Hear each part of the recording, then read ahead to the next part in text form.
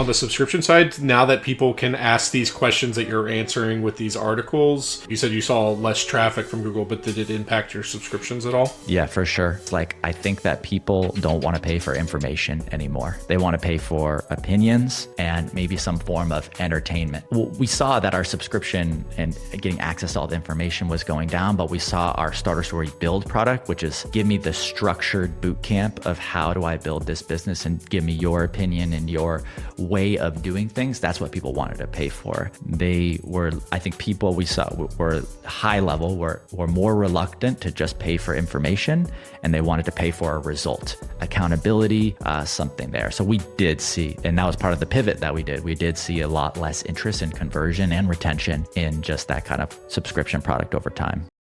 Hello, I'm Simon Owens, and this is The Business of Content, the show about how publishers create, distribute, and monetize their digital content. Pat Walls didn't originally set out to build a media company. In 2017, he was simply interviewing founders as a side project while working a full-time job, hoping the conversations might spark his next startup idea.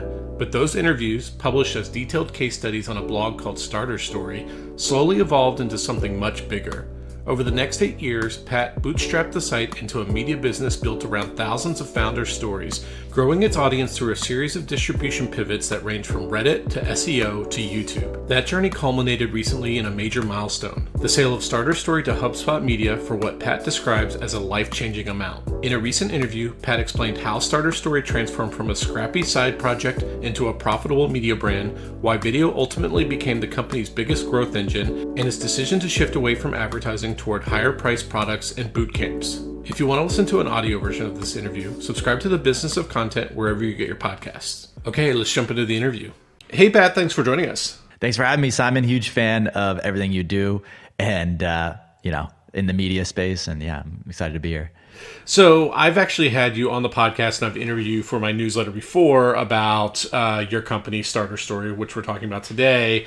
Obviously, people should always go back and check that out for a little bit more in-depth dive into the origin story and stuff like that. But I do just want to do a speed run through the kind of early years of Starter Story before we get to like more recent developments. With what you've been doing on YouTube, you've like basically grown your YouTube channel from like 0 subscribers to 800,000 in like just a few years from what I can tell. And then obviously the biggest news and congrats to this is that you just announced that you sold Starter Story for a quote life-changing amount of money to HubSpot Media. So I definitely want to dive into that because HubSpot is also a company I've found fascinating. I've interviewed former executives there, and I had Sam Parr on the podcast years and years ago. Nice. I think before he even sold HubSpot or sold the hustle to HubSpot. So let's jump into just kind of doing a speed run through the origin story. So from what I remember,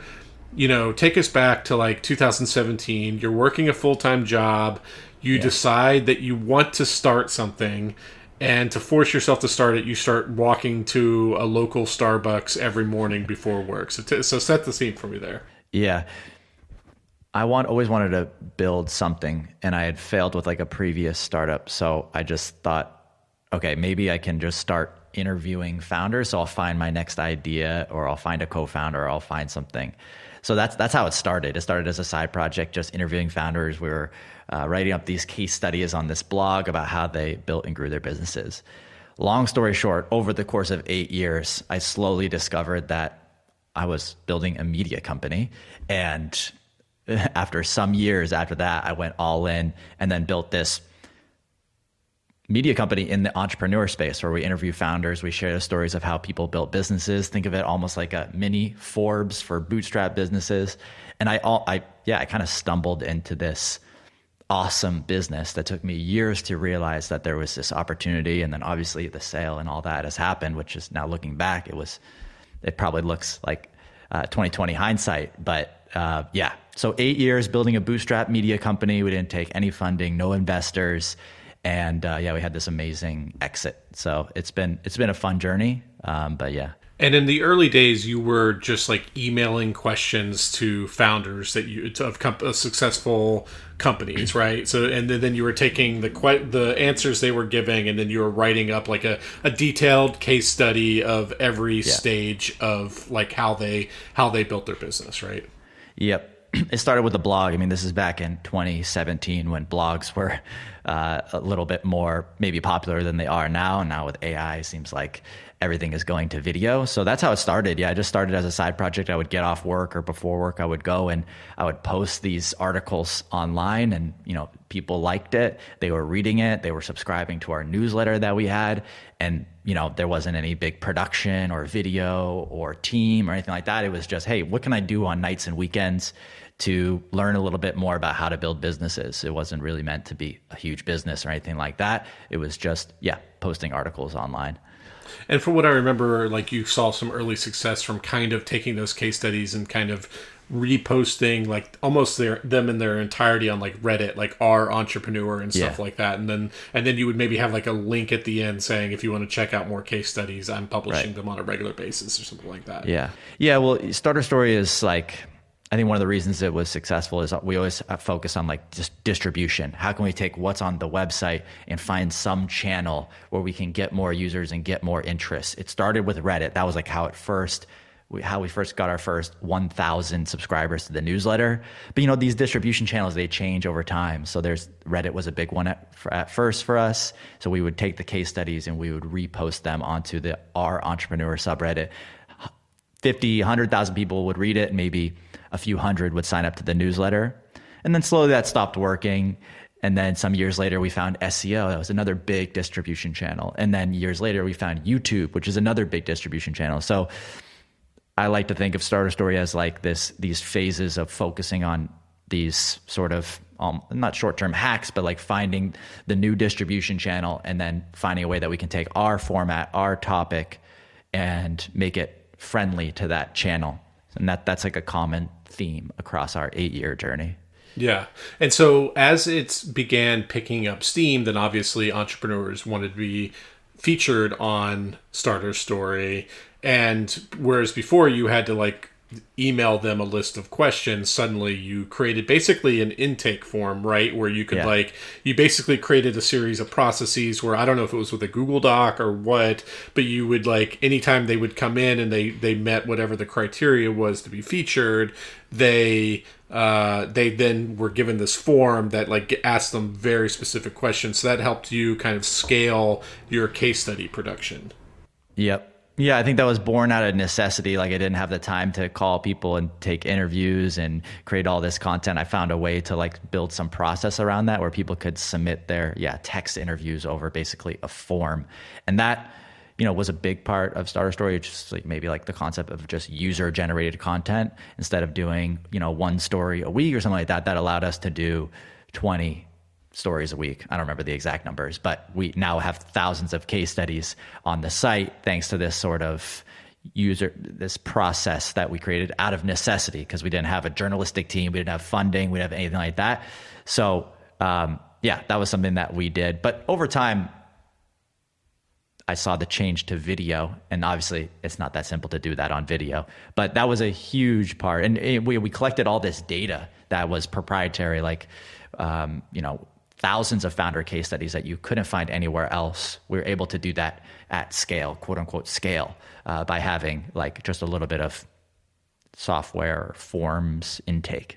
And you basically kind of created your own flywheel, right? Because like every time a case study would kind of go viral or then other founders would come in, submit their information, you publish their case studies, and then suddenly you had a system in place with a very small staff. I think it was just like you and your sister and maybe one other person or something like that, where you, like you said, you were able to publish thousands and thousands of case studies, whereas like a traditional journalist who had to get on the phone and transcribe the interviews and write up like an article, like they would not have been able to achieve that level of scale. Yep. Yeah. Over time, people would submit their interviews, then they would share their interviews. That would drive more entrepreneurs to submit more interviews, or drive more of their fans or followers to see the content.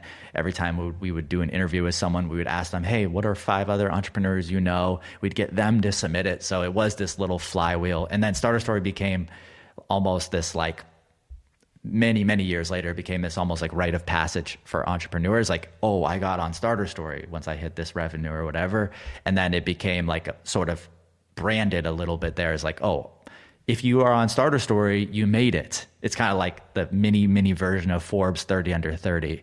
And that's when it became a little bit more larger than life and like part of the category. And then the other thing you alluded to was the SEO factor is like once you had hundreds of case studies in your archive, you realize that there were a lot of similarities in between certain kinds of insights that people were sharing. And that's when you started taking those insights and then creating more kind of SEO friendly articles, like how to raise money or how to find an account. I don't know what's like a example of like a SEO type article that you were able to create. Business. So people don't search for an interview on how someone built a business. This is not something that people really search for. They search for problems that they want solved. One of them would be like, how do I find an idea for my business, or business ideas for developers or something like that. So we were able to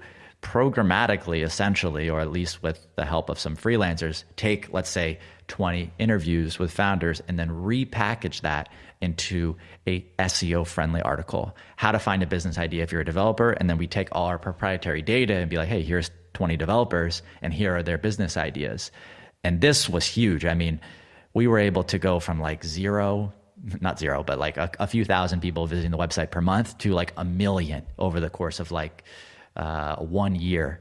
And that, again, is that distribution. Like we sort of said, we looked at this problem, which is like, hey, these interviews are cool, but they only really grow on social because people are sharing them. How can we get people how can we land in front of the people that are searching for these sorts of things? And that was a big growth for us. And then from a revenue perspective, I remember like kind of like your first big like actual money makers is you got some, I think, email services client or something to basically be a monthly sponsor of your newsletter. And you kind of built, like, as you started getting more and more traffic, you started building out an advertising business. But then I remember you emailed me a couple of years ago and you said that you had largely abandoned advertising and had gone all in on not subscriptions. You created a basically one-time payment, like high payment, to be able to like permanently access your archive of content. So talk me through that kind of thought process of like why you decided to like not focus on advertising and instead just selling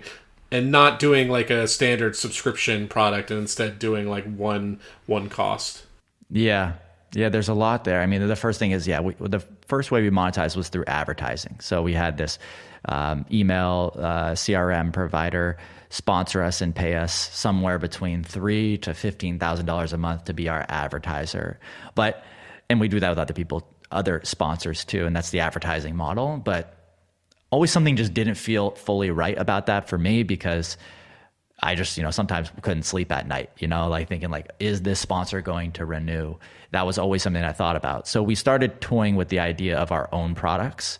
And it was probably the best decision we ever made. And it's seen lots of changes throughout the years. But essentially it started with just a small subscription, New York Times style. Hey, you can subscribe for $9 a month or whatever we charged at the time. And then you can get access to everything.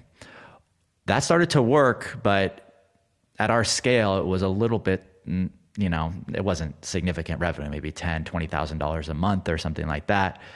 We started raising our prices a lot over the years, raising our prices and just realizing that, hey, we're not the New York Times. We're like a pretty niche, media company. Let's charge more money and try to provide more value. And over time, our revenue split between advertising and products became way different. So maybe our advertising was 20% of our revenue towards the end and 80% of our products. And that allowed us to sleep better at night, have more control as we built the audience. We could kind of control and have more comfort over our revenue and our profits and all that, and not have to, try to close these big deals and that sort of thing. Specifically on what you mentioned, which is we tested our pricing a lot. And one thing with our audience that we noticed is this idea of one-time offers or one-time deals. A lot of people that are looking to build a business are looking to do it in a specific period of their life. They're not necessarily looking to have a recurring subscription that they have for months or years. It's like, I want to find a business idea. I want to build something. I want to learn. I want to get to $10,000 a month through my SaaS or whatever. We found that the one-time pricing was converted better and was overall better for the business. And then I'll stop there, but hopefully that answers your question somewhat. There's more on that for sure, but well, did you stick with that pricing, or did you ever go back to subscriptions? Another interesting thing that you may have not seen, but we actually in the last 2 years we toyed with the ideas of multiple products too. So we ended up building this platform called Starter Story Build, which is like an offshoot of Starter Story, and it was an education platform. Basically, you could take different courses, you could learn how to build apps, and that's like kind of our niche, building apps, building SaaS using AI tools. So we actually ended up building this whole new product that had this one-off pricing where you can get this structured educational program of how to build something. And then our main product, which is where you get access to all the content and data, that stayed mostly subscription. So we actually created 2 products, which was very good for the business and what people wanted. So we had a hybrid. We had advertising, obviously, and then we had this subscription product that you could sign up for, New York Times style, get everything. And then we had these additional one-off, we call them boot camps, but you could think of them as like a course that you take live. And from what I remember, like it wasn't like the New York Times in terms of just like simply you land on a piece of content and convert into a paywall. Like you created an entire searchable database or something to that effect. Yep. Yeah, we would have all of our case studies. We said a lot of it was user generated. We had thousands of case studies by this point. So we gave you you get access to not only one article, but you'd be able to search for business ideas that are interesting to you, or sort by highest revenue, or started by people just like you, or high profits, and all these different. We gave you full access to the data and to be able to get to the data that you want as quickly as possible. That's what we sort of gated by the paywall. Yeah. And how much were people using that versus just landing on individual case studies or articles and stuff like that? Yeah. Well, over time, I'm sure you talk to other media founders in this space. We saw specifically in the last year to year and a half, the SEO going like this, like down, like there's a bigger story there with video, but less and less people, I think our traffic went down a lot, which is a big thing in the industry right now. So we definitely have less people finding us through just landing on an article. Most people are finding us through YouTube now, and signing up for the newsletter that way, and then subscribing to a product later. So it's definitely more social media and creator influencer led nowadays than it is on just pure SEO play. And as AI tools came on, were you able to create more article content? Obviously I've done a ton of podcast episodes. I've written a bunch of case studies. I was on a call with someone recently and he's like, why don't you just put all your case studies into a file and then upload it to Claude or ChatGPT and have it start pulling from that information and creating articles for you that's pulling from multiple Right. case studies and interviews you've done, advice articles, kind of like what you did but had to do by hand. Were there any of those processes that could become even more automated? Yeah, we used AI to automate a lot of stuff in the business, a lot of the manual process. But I toyed a lot with the idea of using AI to generate articles. But I worked on that a lot, and my general sense is that, everyone's kind of doing that. And when everyone is doing that, it's no longer interesting to... If I follow you, Simon, and I read your newsletter, I want to hear the Simon take. I don't want to hear Simon's AI take, So I think a lot of people feel that way nowadays, and it's one of the reasons why you search something on Google to get an answer. You're less the zero click or whatever it's called. Just give me the answer through your AI mode or whatever. I'm not going to go read your article, or even and when I do read your article, I'm going to be skeptical that it's real, it's AI, and nobody wants to read that, some AI generated thing, But I guess just to push back a little bit, I'm by no means a AI evangelist or anything like that. Is that you're one of the few companies that has a proprietary database of content, actual founder interviews that you could specifically, feed into the AI versus a lot of other companies are just like feeding like what's already on the internet, what every other AI engine already has access to. You don't think that would create enough of a differentiating factor at all? I think it does, but I think that a lot of people can just get their answers now from ChatGPT, and those answers are using the whatever you call it, the corpus of. By the time you realize that archive was valuable, probably all the AI companies had already sucked up all your case studies anyway, so it didn't really matter. Yeah, no. It's you can go on ChatGPT and look up starter story related stuff, and it's got it in its corpus.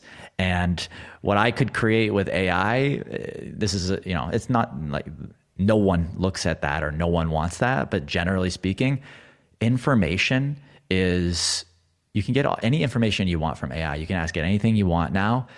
It's a lot more frictionless than going through starter story and looking through different case studies and figuring it out yourself. The information you can get is probably 80% as good as what you'd get by diving into starter story with, you're going to get that information in 10 seconds or 5 seconds, and you're going to get it. And that's the kind of world we live in now, where you just want that immediate dopamine hit of getting that information. So I think I don't know if that answers your question, but I think a lot of people just get their information from chat, and now stuff like video content and Simon's opinions is like the most valuable thing that you couldn't get from AI. Now I'm about ready to start talking about your YouTube channel, but did you, on the subscription side, now that people can ask these questions that you're answering with these articles, did you notice any impact on, like you said, you saw less traffic from Google, but did it impact your subscriptions at all? Yeah, for sure. As I sort of said earlier, is I think that people don't want to pay for information anymore.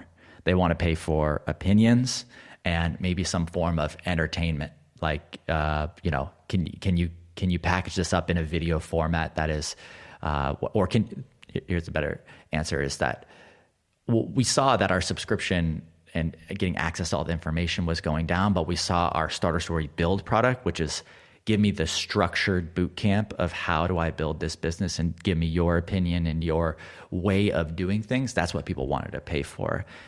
I think people we saw were high level, were more reluctant to just pay for information, and they wanted to pay for a result, accountability, something there. So we did see, and that was part of the pivot that we did see a lot less interest in conversion and retention in just that kind of subscription product over time. Yeah, it's funny that you mentioned this. I've had this same journey myself. Is obviously I'm a classically trained journalist, and I always thought that my journalism was what was going to convert to paid subscribers. And every time I got on phones to subscribers, they were barely even aware that I was producing case studies. They were not reading them, and they just kept on telling me it's your curation newsletters where you're giving quick analysis that I'm getting value for, and I just refused to listen to them for so long, because I was anybody can create curation and analysis. Why would you pay to subscribe just to that? And so I kept on doubling down on the journalism side. And it wasn't until recently that I finally gave in and just started producing more of the curation newsletters. And since then, I finally started seeing growth again in my subscriptions, because I just basically lock half of it behind a paywall now. And I'm more consistently converting subscribers now than I have in the past 6 years, because it turns out that's what they wanted. They wanted my particular take and my taste and stuff like that. Right.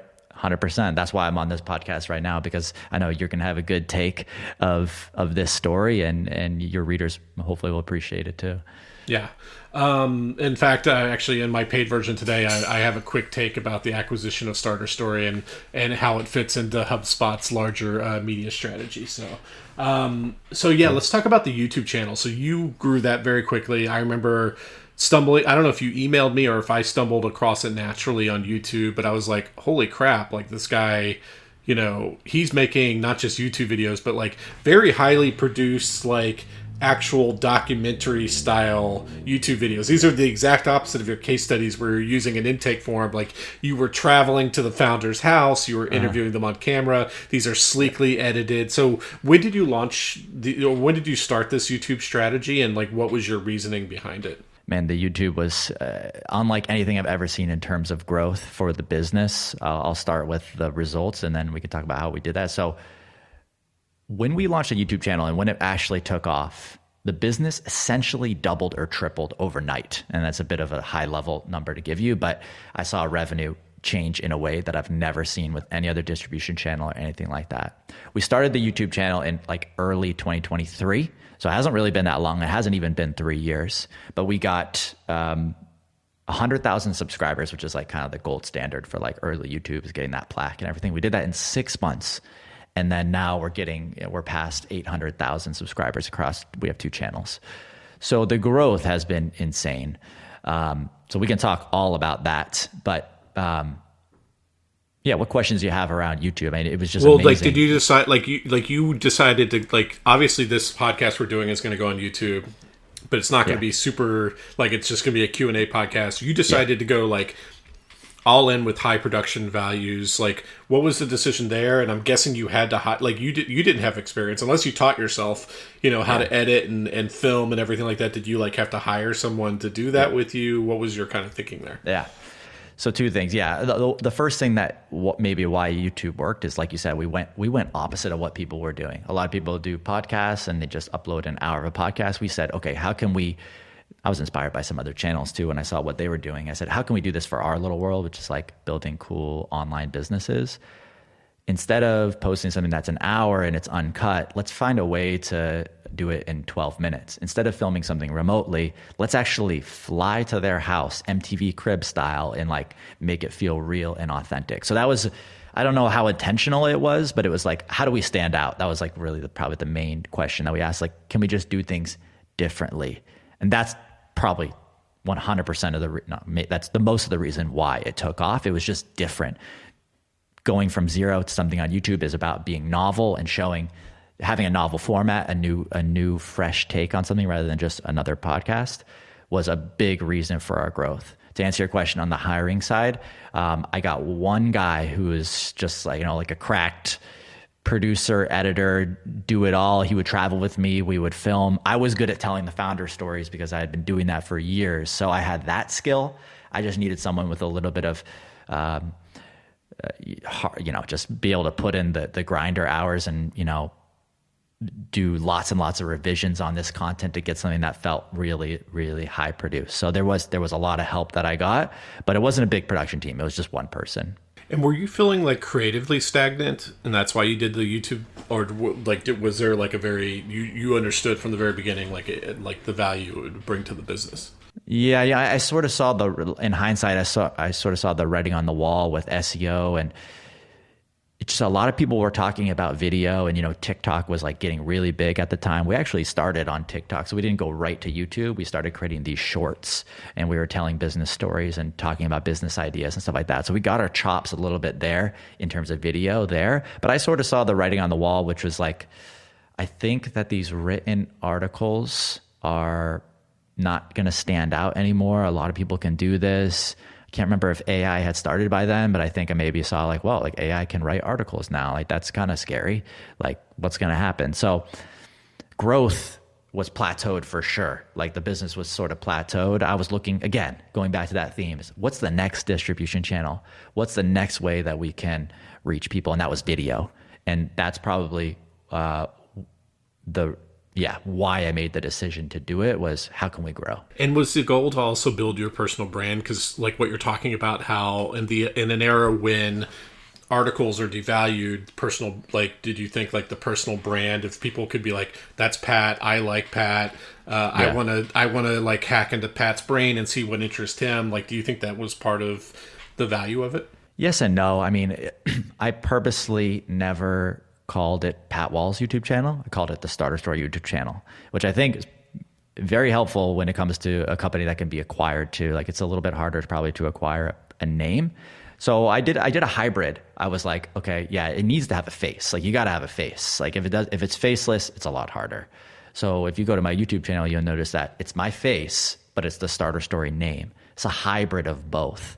I never cared that much about the whole personal brand thing, but I also knew that you needed to have a personality, because everything is personalities now. It's all personal brands. That's like everything in media probably.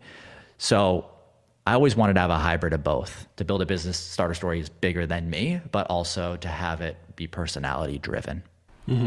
And like in terms of choosing the subjects, because obviously you could produce 20 articles a week for the case studies, but like this required a lot more production and everything like that. So you had to be choosy in which startups you wanted to feature. Did you like prioritize for like how cinematic the startup was, or either the founder or the product itself? Like how did you think about that? I knew a lot about the audience and what they liked. So there's a lot of things that our audience really likes. So I know that really well. And generally, with video, like you said, it's cost thousands of dollars to produce a video when you think about it in our videos. So I said, okay, we're going to have to do quality over quantity. And that was one of the biggest insights that I saw with video, is that, we can make one video and it can be viewed 1 million times, and it can add 20, 30, 40,000. Like I have videos on the channel that added 40,000 subscribers to the channel. Just one video, one story, and high quality over quantity. So in the case studies era, it was all about quantity. And I was in SEO, like how can we get as much data as possible? In the video era, it was pretty much the exact opposite, which was how can we look at 100 stories, throw 99 away, and get the best one. So that was guest selection and topic selection was something that I didn't have figured out from the beginning. I learned from a lot of videos that didn't perform well. But if you don't, it's more important to not make a video than it is to make a video. So if you can throw away a video that will cost thousands that isn't worth doing, that's always great. I tell my team is like, the best thing we can do is throw this video away. How much did Starter Stories' already existing distribution, like marketing channels, play a role in the early growth of the YouTube channel versus just optimizing for YouTube and trusting the algorithm to pick it up and distribute it? I think I had a little part in it, but I don't think it had an actually huge part. We actually started from zero on there, but I would be lying to say that people didn't know about it. The YouTube game, from what I've learned, is all about two things. It's about, well, not two things, but here are the core things that YouTubers focus on, which is click-through rate and watch time. Those are the two things. If you can nail those, the YouTube algorithm is going to show your stuff on the browse feed, which is their version of the homepage, and you can crush it. So I think there was some stuff there that helped. Like we had readers that were excited about the videos, and they would come there and they'd watch the whole thing, which probably told the YouTube algorithm that there was something good there. But those two things were what we really focused on, and then delivering a video that was really high production and really high effort. People appreciated that because it was different than what they were seeing before. And again, that signaled great click-through rate and great watch time. And that, I think it's a combination of both. The existing audience already loved the content, and we did it in a really good YouTube way, and then it exploded. And then you mentioned that it like doubled your revenue like very quickly. Is that was that through direct revenue from the videos themselves, or did it somehow create a halo over the whole Starter Story brand and drive more subscription revenue? Like in what ways did it drive more revenue? Yeah. In the short term, it was not a halo. It was very direct. YouTube, the beautiful thing about YouTube is the trust. It's similar to newsletters and it's similar to podcasts, is that people sit there and they watch a video for 10 minutes, 20 minutes, an hour, and you build serious trust with your audience in a way that's not possible on short form or on SEO. And trust is great for selling products or getting people to sign up for your business or for converting customers. When I started to look at the numbers and track all these things, I realized that like almost all of our customers come from YouTube specifically. They watch it on YouTube. Maybe they didn't start there, but we asked them after they sign up, how did you find out about Starter Story? And more than half, it's probably even more than that, but attributable to more than half. And when I saw those numbers in the short term right away, when I say that the business doubled or tripled overnight, like it literally pretty much did. And I'd never seen that before. And it was YouTube, and building this like trust, what is not something you can really do on any other platform other than podcasts. So the reason that it doubled overnight is people watched the YouTube channel and then at some point later converted into paid subscriptions for the website. Right. Well, we would advertise it in the videos. So we would say like, if you made it to this point in the video, I think you'll like our thousands of case studies. And that really, really converted well too. Obviously, we're getting a lot of new people to find out about Starter Story just because it was blowing up so much on YouTube. which was just getting lots of new customers generally. But then the trust that they had in us, hey, we're going to this founder's house in Arizona and interviewing them. It was building a lot of trust with the audience that converted. And did you eventually start bringing sponsors into the YouTube channel, or what did you see the main benefit was just driving people towards the subscriptions? Well, yeah, that's two-part. We definitely, as I said, like it was just so much more effective, and I was able to sleep better at night by selling our own products. They would probably convert better on a revenue basis. And it was just, the business was getting up to like 2 million a year, maybe even more in some of the big months where YouTube was popping off, getting maybe even close to 3 million a year if you were to like annualize it. So I saw that. I'm like, well, why would I take a sponsor? Like if this video can generate $10,000, $20,000, why would I care to have a sponsor on it that's going to pay $5,000, $10,000, whatever the general pricing is. So that was where I was like, oh, we didn't even take sponsors on the YouTube video for, I don't know how long, maybe a year. But on the second part of that is that our first sponsor was HubSpot. They were the first sponsor of our videos. So I'd be lying if I said like that didn't pay off, obviously, because the acquisition. But we didn't do any sponsors on the YouTube video until maybe even 500,000 subscribers. Yeah, that's kind of what's smart about HubSpot. I think the same thing happened with Sampar. The hustle is HubSpot came on as a sponsor first, probably saw some kind of meaningful conversion from that and realized that there was like an alignment there. Right. And also that was a great way to like start the acquisition conversation is I'm going to come in as a sponsor first.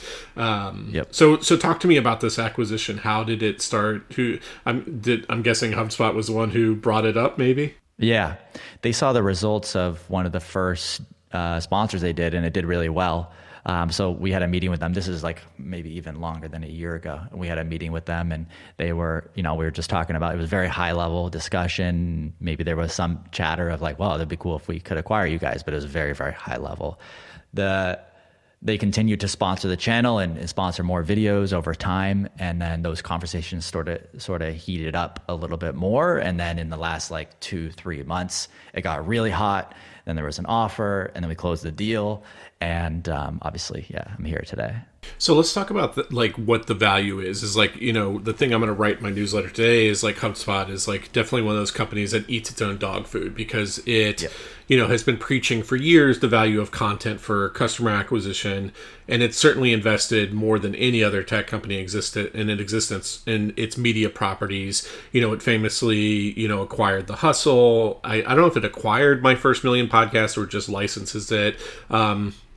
It has an entire media network of podcasts, or at least it did as of a few years ago. I don't know if it still does. It really it creates high quality content and then tries to, convert that into customers. And my understanding from talking to people is like, after it acquires a media company, it kind of like does away with a lot of its already existing business models. Like after it acquired The Hustle basically they shut down The Hustle's whole advertising business because the whole point of The Hustle from then forward was to advertise HubSpot. Same thing if you watch My First Million. So talk to me about the value proposition here and like what's going to happen now that you're acquired, because obviously you have the subscription business. Like The Hustle had a subscription business.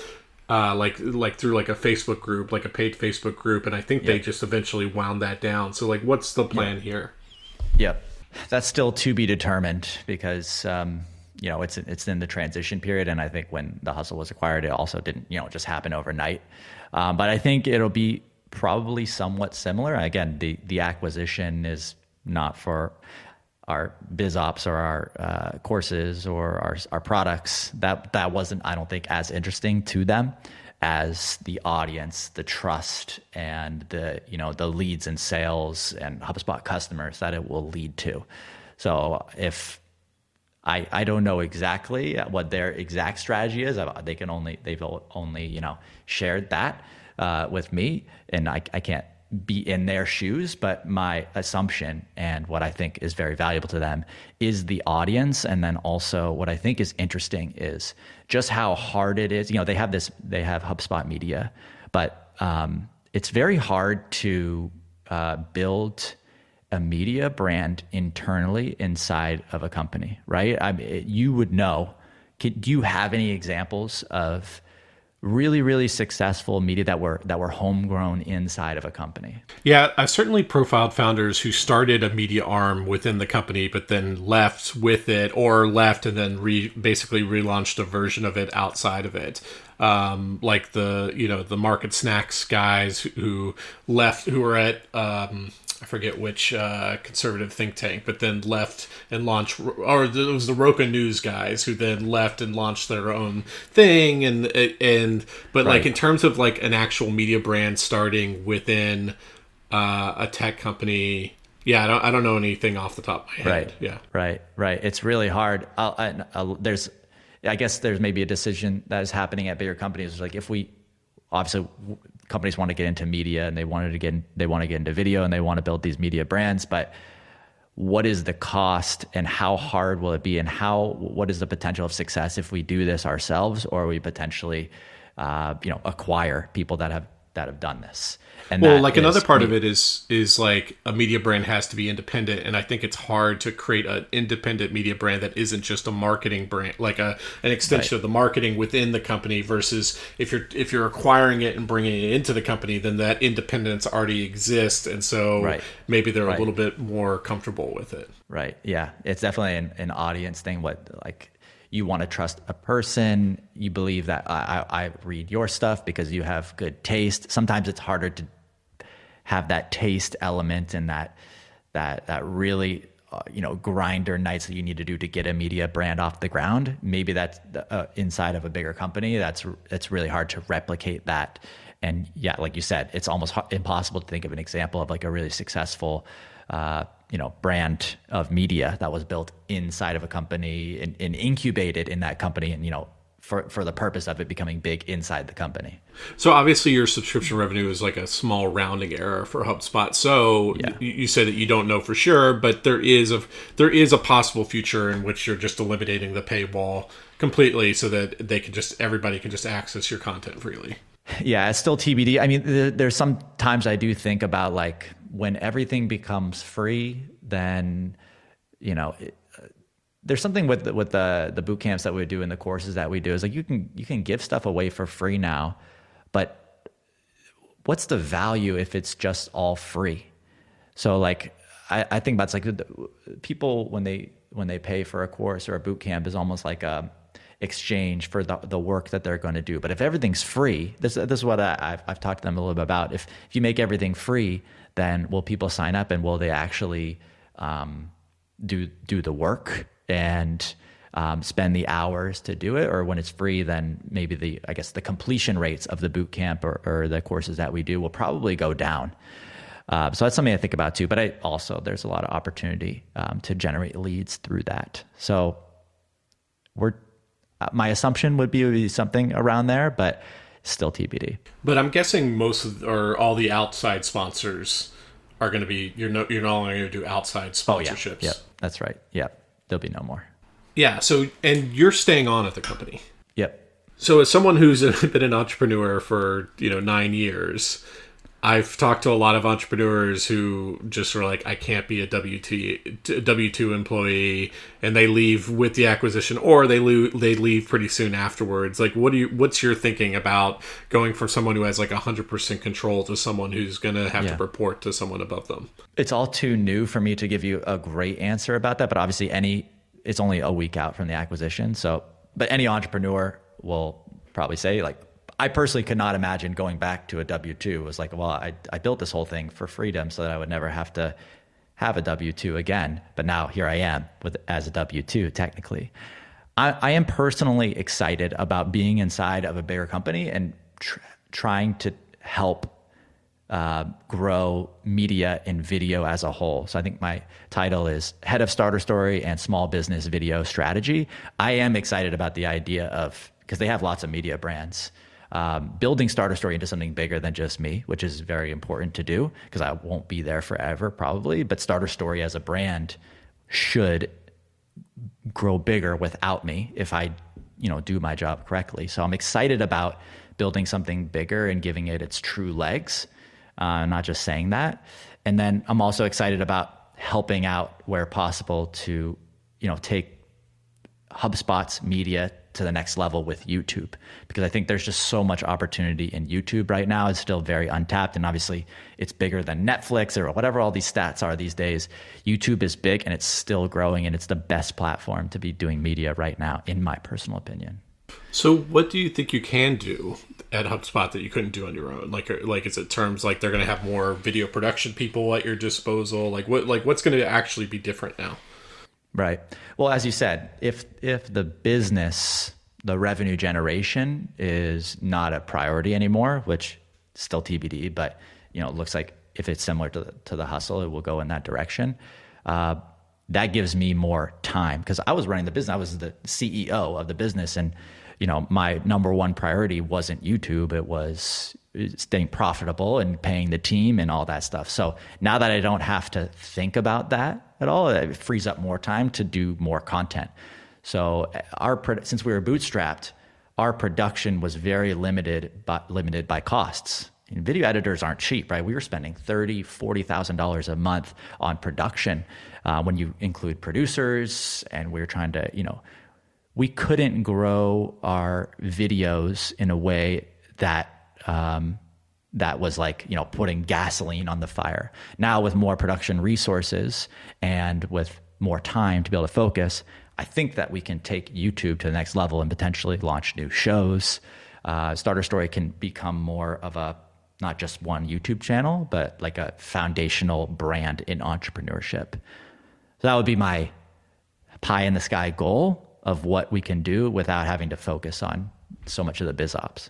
So if you could look ahead 3 years, ideally, what would Starter Story look like then? Would it be like a network of YouTube channels, or that with like where you're recruiting your own kind of creator influencers who can build their own personal brands within it? Like, how are you thinking about it? Yeah, I mean, that's a super cool idea, which we've played around with a little bit as Starter Story, is like bringing on other characters, talent, and hosts, and essentially influencers that can be a part of the Starter Story brand in some capacity and grow the reach and the feel of the brand. I mean, I haven't thought too much about this, but I do think that Starter Story is a very it's in a great niche right now, which is this building online businesses, getting to your first 10K a month, your first 100K a month, building apps, building digital products, building just in this new AI world. It's a very growing category.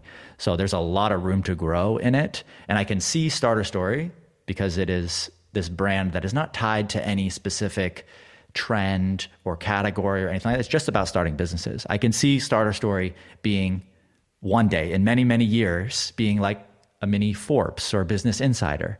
It can be a lot bigger, and it's not limited to just YouTube. And that's one of the reasons why I was excited about selling and seeing where it could go, because maybe I was limiting it a little bit with just me and building it bootstrapped. I think it can be really big, but obviously that would take many years. And then obviously like there's this trend going towards like these repeatable format shows. Like obviously there's on the low end, it's the guy who goes up to people in New York and asks them what their rent is, and then they take them into an apartment and show it. Then obviously on the high end, you got like Hot Ones where they're eating the wings while doing the interviews. Like, how does that interest you? Like, rather than doing these like documentary shows, like creating some kind of repeatable format or game show or anything like that? Yep. It's so funny you mentioned that, because I was talking about this with the guys on the My First Million, and I was talking with my producer about this, is like, you can have a category defining media company off one format. And maybe we even step out from media companies, but think of like game shows like Jeopardy, for example. It's the same format every single, it's a TV show, so it's media, for 40 years. And all it was is essentially one format, right?